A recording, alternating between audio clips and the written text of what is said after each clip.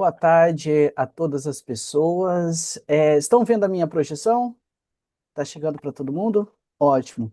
Doutor Fabiano, muito obrigado aí pelas boas-vindas. Agradeço muito ao convite aqui da Escola Judicial do TRT. É um prazer estar aqui nesse 10º simpósio da escola, esse lugar que eu já me sinto parte aí, enquanto professor da especialização. E conhecendo também as minhas colegas Laura e Amala, vai ser uma tarde muito produtiva, eu tenho certeza disso. E antes de iniciar, eu faço uma breve autodescrição. Meu nome é Éder, eu sou professor da Faculdade de Direito da Universidade Federal Fluminense, um homem branco, de 43 anos, com cabelo curto, rosto com barba, óculos de grau marrom.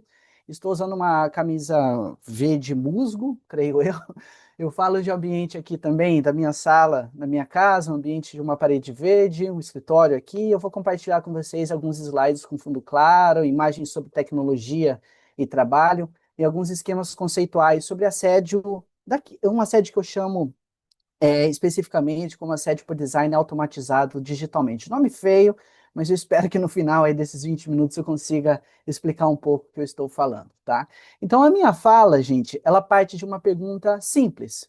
Como é que o direito do trabalho ele deve reagir quando a violência laboral ela deixa de aparecer apenas como uma ofensa, uma humilhação ou uma perseguição direta e ela passa a aparecer como métrica, score, ranking ou algoritmo dentro de uma decisão automatizada. Então, por isso que o título da minha intervenção é Assédio por Design Automatizado Digitalmente. Meu objetivo aqui com vocês hoje é propor uma chave de leitura para uma forma ainda pouco nomeada de violência laboral. Tá? É aquela que surge quando sistemas digitais, eu estava aqui ouvindo outras palestras também, esse tema ele atravessou muitas conversas, tá? Mas é aquela violência que surge quando sistemas digitais classificam, monitoram e decidem sobre trabalhadores a partir de uma aparente neutralidade técnica. Então, eu quero falar para vocês sobre esse assediador sem rosto, né? Porque quando a gente fala em assédio laboral, a gente geralmente imagina uma cena muito conhecida. Um chefe que grita, uma colega que humilha, uma piada que constrange, uma conduta reiterada que torna o ambiente de trabalho insuportável. Essa cena, obviamente, continua existindo, só que ela não explica tudo no mundo digital. A pergunta que eu proponho aqui para vocês é: o que acontece quando esse assediador ele já não tem rosto e, em certo sentido, poderia falar que ele não está vivo? O que acontece quando a violência ela aparece como um algoritmo, um painel de desempenho, como uma vigilância remota, um sistema automatizado de avaliação? Então, por isso, eu estou usando esse termo, assédio por design automatizado digitalmente. Ou seja, são situações em que os próprios sistemas, eles avaliam, classificam, pontuam, comparam, excluem pessoas trabalhadoras sem se apresentarem como violentos ou discriminatórios, tá? Então, o problema aqui não é apenas o assediador que humilha, é um sistema que calcula quem parece produtivo, quem parece instável, quem parece inadequado e quem pode ser descartado. Nesse sentido, antes de definir o conceito aqui com vocês, eu quero rapidamente falar um pouco sobre uma experiência que vocês podem fazer onde é que vocês estiverem, tá? Imagine uma empresa fictícia que usa um sistema automatizado de RH. Esse sistema que pode prometer várias coisas. Aqui eu coloquei alguns elementos, algumas pessoas, alguns perfis, e esse sistema ele pode trabalhar com uma suposta neutralidade, eficiência e objetividade. Ele pode avaliar perfis profissionais com base em critérios que são aparentemente técnicos, e vocês podem trabalhar com vários critérios aparentemente técnicos, né? Disponibilidade integral, produtividade constante, um histórico profissional linear, uma aderência cultural à empresa e uma estabilidade emocional. Nenhum desses critérios que a gente vai colocar dentro desses sistemas automatizados, eles vão dizer expressamente: penalize mãe solo, descarte pessoas trans, desconfie de pessoas negras, não promova pessoas com deficiência. Porque a linguagem, geralmente, quando está por trás desses sistemas automatizados, ela está trabalhando com eficiência, produtividade, disponibilidade, flexibilidade e outros elementos que são ditos como neutrais. Eu convido vocês, peguem perfis, e aqui eu deixo uma imagem para vocês, peguem perfis e façam qualquer experiência, façam uma experiência com qualquer sistema de inteligência artificial, Gemini, Claude, ChatGPT, e diga lá para ele, haja como se você fosse um sistema automatizado de RH com base em critérios neutrais como pá, pá, pá, pá, pá, pá, pá, e estabeleça um score de 0 a 100 classificando as pessoas para que eu tenha uma análise classificatória e que eu possa contratar essas pessoas com base nesse score. Depois desse resultado, observem lá que tipo de classificação vocês vão extrair. Mas eu quero mostrar para vocês também, gente, que não é a IA quem está discriminando. A IA, na verdade, ela trabalha com critérios que são aparentemente neutros, que são aplicados por trajetórias desiguais. Mas eu posso também mudar o comando. É aí que eu quero mostrar para vocês que nós temos um papel muito importante. Você pode, por exemplo, dar, depois que esse comando for feito, um outro comando dizendo reavalie os mesmos perfis a partir de uma perspectiva antidiscriminatória. E aí você vai colocar questões de interseccionalidade, inclusão, considerando adaptação razoável, responsabilidades de cuidado, desigualdades estruturais, etc. Você vai observar a resposta diferenciada que essa IA vai trazer. Porque as duas respostas, elas revelam um ponto central aqui para nós. O sistema parece medir desempenho, mas ele pode medir, no caso, a distância entre cada pessoa e o modelo privilegiado de trabalhador.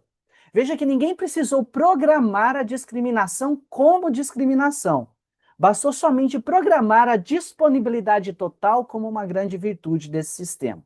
Então, por isso eu quero delimitar aqui o objeto dessa fala com vocês. Porque esse assédio por design, que é um tema muito destacado hoje, gente, no sentido amplo, ele ocorre quando o ambiente de trabalho é organizado de modo a produzir sofrimento, exclusão e desqualificações baseadas em critérios discriminatórios. Mas o meu foco aqui, gente, é muito específico. Eu estou falando com vocês de um assédio por design automatizado digitalmente. Ou seja, eu estou comprando uma briga com o pessoal da programação digital. E a gente precisa ter essa noção de que nós estamos agora precisando conversar com outros espaços, com outros profissionais da área tecnológica. Porque nós temos hoje sistemas digitais de gestão, monitoramento, pontuação de pessoas que acabam amplificando a vulnerabilização de pessoas trabalhadoras e deslocando a violência para uma zona de uma opacidade técnica. A gente não tem a devida transparência a respeito dessas situações. A gente pode trabalhar com os tais algoritmos de recrutamento, que eu dei um exemplo aqui para vocês, softwares de produtividade, sistemas de ranqueamento, plataformas digitais, vigilância remota, são todos termos novos para nós do direito. O problema, gente, não é a tecnologia em si, porque agora já não é hora mais de sermos tecnofóbicos. Um sistema digital, quando bem conduzido, ele pode melhorar a acessibilidade, ele pode ampliar a transparência e reduzir arbitrariedades e vulnerabilidades. O problema está no modo como ele é desenhado, por isso a questão aqui do assédio por design, o modo como ele é treinado, aplicado, auditado e contestado. Porque a máquina em si, gente, o algoritmo, ele não tem preconceito em si, mas basta que ele seja programado e aprenda com o mundo desigual. Aí sim, talvez a gente esteja diante de uma situação discriminatória digitalmente. Então, eu posso mostrar aqui para vocês uma definição para que a gente possa trabalhar esse ponto. Um assédio por design automatizado digitalmente é a produção previsível de sofrimento, exclusão, silenciamento, desqualificação laboral por sistemas digitais que convertem as desigualdades sociais em indicadores técnicos de baixa performance, risco, inadaptação ou falta de aderência. E eu coloco aqui 4 pontos, tá, gente? Porque esse tema está em desenvolvimento inicial e a gente está ainda numa zona muito nebulosa. Porque eu posso falar que, primeiro, nós estamos trabalhando com um sistema digital. Eu não estou falando de uma chefia abusiva diretamente, mas de um sistema de automação, pontuação, monitoramento e ranqueamento. Ele tem uma aparência de neutralidade, principalmente para aqueles que não conhecem sobre os sistemas tecnológicos de informação. Ele se apresenta como objetivo, eficiente e impessoal. Ele também tem um dano previsível. Porque esse sistema ele pode gerar sofrimento, punição, adoecimento e várias questões que tocam o campo do direito antidiscriminatório. E há uma conversão de desigualdade nas suas métricas. Responsabilidade de cuidado, deficiência, transição de gênero, tudo acabam sendo transformados em outros argumentos através de uma parametrização técnica. Por isso, o assédio por design automatizado, ele transforma uma desigualdade social em um dado técnico aparentemente neutro. Agora a gente vai ter que conversar com o pessoal que está por trás dessas maquinárias do mundo tecnológico e falar, olha, a gente precisa de um comprometimento também com uma estrutura antidiscriminatória. Por isso, eu tenho que mapear que alguns fatores dessa automação digital que estão acrescentando elementos à nossa violência laboral. O primeiro é uma dimensão de escala, porque um viés, quando ele é automatizado, ele pode atingir muitas pessoas ao mesmo tempo. Eu posso colocar no meu IA 500 pessoas que em 5 minutos eu tenho automatização da decisão feita por um sistema que se diz aparentemente neutro. Por isso, o segundo é a velocidade, porque a decisão ela pode reduzir pontuação, bloquear a oportunidade ou recomendar dispensa de pessoas quase que instantaneamente. O terceiro ponto é a opacidade, que sempre está em correlação com a questão da transparência. A pessoa trabalhadora, ela muitas vezes não sabe quais os dados foram usados, quais critérios foram aplicados, se houve ou não houve supervisão humana ou como contestar o resultado. O quarto é a autoridade técnica, porque quando um sistema diz que alguém tem uma baixa produtividade, uma baixa aderência cultural, a empresa ela tende a tratar isso como um diagnóstico objetivo. E o quinto, que tem repercussões no âmbito processual, é a dificuldade probatória. Porque no assédio clássico, né, como a gente estava observando aqui na última palestra, a vítima tenta provar uma conduta. Já no assédio automatizado, muitas vezes ela precisa provar a arquitetura de um sistema ao qual ela não tem acesso e talvez não tenha competência para conseguir conhecer a respeito desse sistema. Tá? Então veja que tudo isso nos leva também a pensar conceitos para analisar esse mundo, e eu apresento para vocês 3 conceitos aqui. O primeiro deles que a gente tem discutido, tá, é o conceito de vulnerabilidade informacional laboral. A pessoa trabalhadora ela não é vulnerável apenas porque depende economicamente do trabalho. A gente já sabe disso. Ela também se torna vulnerável porque é avaliada, aqui neste caso, por sistemas que não compreende, não controla e não consegue contestar. Há uma assimetria de dados, porque a empresa acaba sabendo muito sobre a pessoa, mas a pessoa não sabe exatamente como isso é interpretado. Há uma assimetria de classificação, porque a pessoa vai virar um sistema de ranqueamento de produtividade dentro deste algoritmo que ela não sabe como é que está sendo processado. Há uma assimetria de contestação, porque muitas vezes ela não sabe quem decidiu, com base em quais dados e por qual caminho ela pode questionar esse sistema de avaliação. E há uma assimetria probatória, porque a prova da discriminação está dentro de uma caixa preta empresarial, algoritmo que ninguém tem acesso. Um outro conceito que eu trago aqui para vocês é a vulnerabilidade operacionalizada por sistemas. Porque mulheres, pessoas negras, pessoas trans, pessoas com deficiência, elas não são vulneráveis em si. A gente tem que sair dessa ideia que as pessoas nascem vulneráveis. Elas são vulnerabilizadas por uma estrutura social, por arranjos econômicos, arranjos sociais, institucionais e, neste caso, tecnológicos.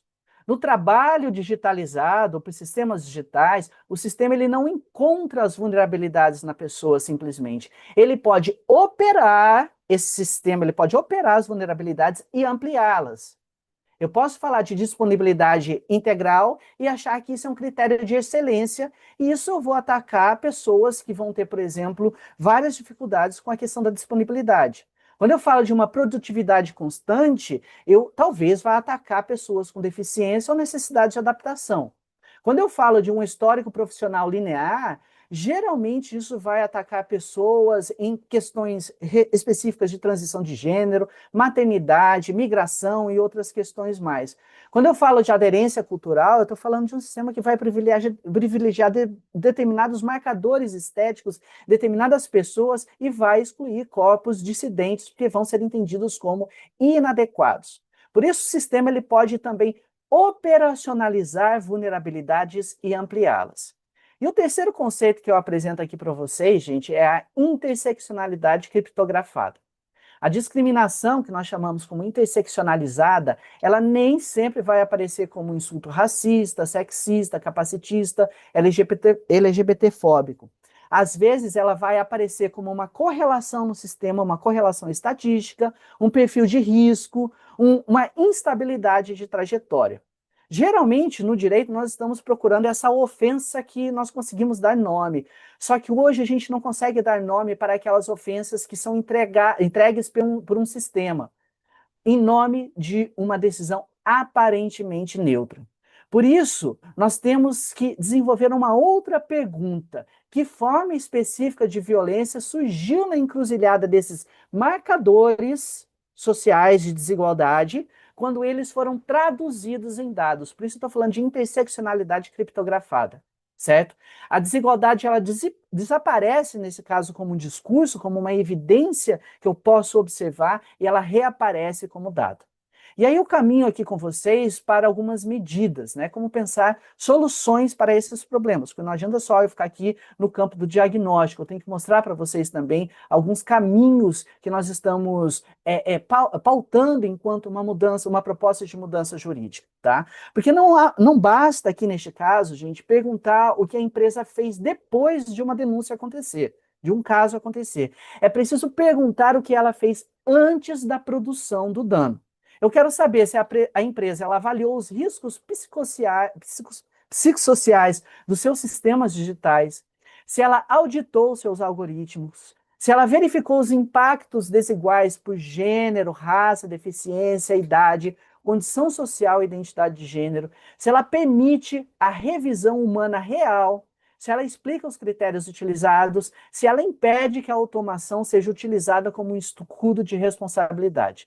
Aqui a lógica ela não pode mais ser reativa, porque num ambiente de trabalho automatizado digitalmente, nós temos um dever de prevenção que deve incluir uma precaução algorítmica. Eu estou usando aqui alguns termos também do direito ambiental. Porque quem automatiza a gestão do trabalho assume o dever de prevenir a automação na discriminação.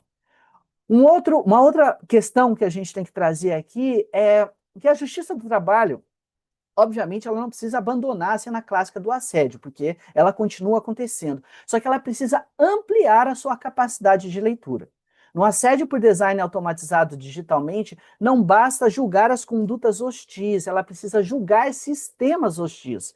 Agora eu estou trazendo uma outra competência para nós aqui. Nós temos que entender como esses sistemas se operacionalizam.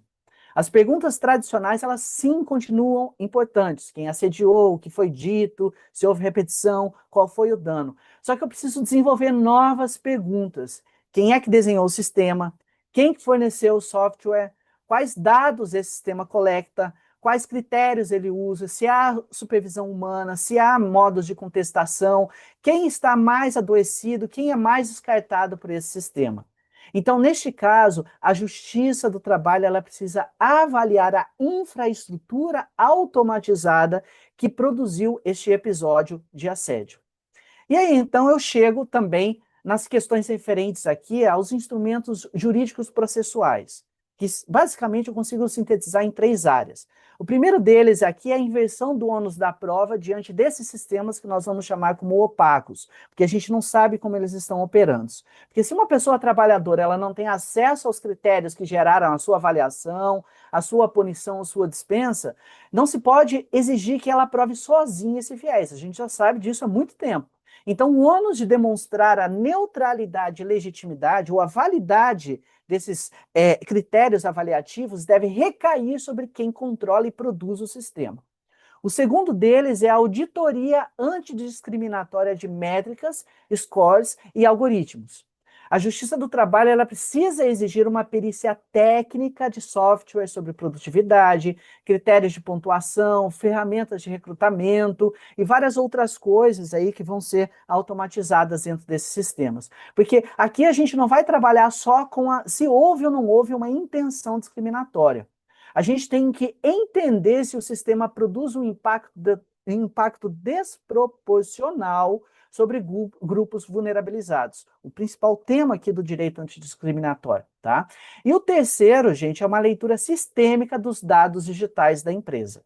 Porque aí aqui eu tenho que analisar taxas de afastamento, rotatividade, promoção, punição, para poder revelar os padrões discriminatórios invisíveis em cada caso individual. Veja que eu estou trazendo um monte de problema em que nós, que somos formados no direito, não temos competência para isso, ou precisamos desenvolver essas competências. Porque agora a gente tem que olhar para os sistemas e entender como esses sistemas são feitos. Por isso, eu estou falando aqui com vocês como uma nova fronteira do direito antidiscriminatório. Já chegando aqui para a finalização da minha abordagem hoje. Porque quando uma empresa ela automatiza a gestão do trabalho, ela assume o dever de explicar, auditar e responder pelos efeitos dessa automação. Essa falta de transparência ou opacidade técnica, ela não pode funcionar para nós como um escudo. Toda a complexidade desse sistema, porque ele é complexo mesmo para nós que não temos formação na área, não pode virar uma impossibilidade de prova no direito do trabalho. E a eficiência ela não pode servir como novo nome para a exclusão. Eu tenho que saber o que está acontecendo por trás desse sistema. Porque no assédio clássico a gente perguntava quem é que praticou a violência. Hoje nós temos que perguntar quem desenhou esse sistema que tornou certas pessoas sistematicamente mais puníveis ou menos promovíveis, menos reconhecíveis e mais descartáveis. Por isso, essa é uma nova fronteira do direito antidiscriminatório no trabalho. E para concluir aqui, para não extravasar o meu tempo, gente, o assédio por design automatizado, ele não está apenas no algoritmo, como muitas pessoas acham, né, que a culpa é do algoritmo. Ele está no desenho feito por pessoas que decidem quais dados importar, pessoas que estão programando esse sistema, que decidem quais critérios valem, não é o algoritmo culpado, é quem está decidindo, quais corpos se ajustam a esses critérios, quais trajetórias parecem normais e quais vidas vão aparecer como risco para esse sistema. A máquina, ela não odeia pessoas, gente. Ela nem discrimina explicitamente. Basta que por trás dessa máquina tenha alguém que classifique as desigualdades como uma baixa performance, como alguém que não se encaixa no perfil da cultura de uma determinada empresa.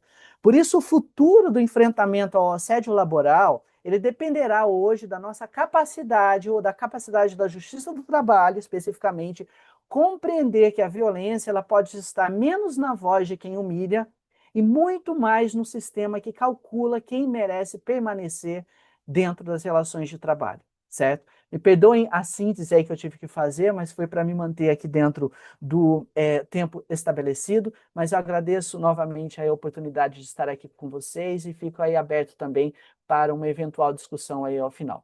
Muito obrigado, doutor Fabiano, devolvo a palavra a você. Obrigado.